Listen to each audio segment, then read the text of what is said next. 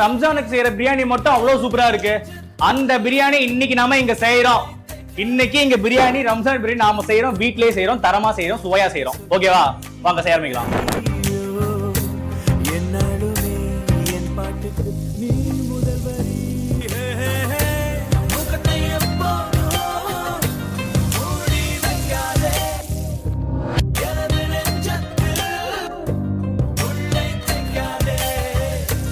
அரபு நாடே அசந்து நிற்கும் அழகியா நீ, உருது கவிஞன் ஓமர் கயாமின் கவிதையா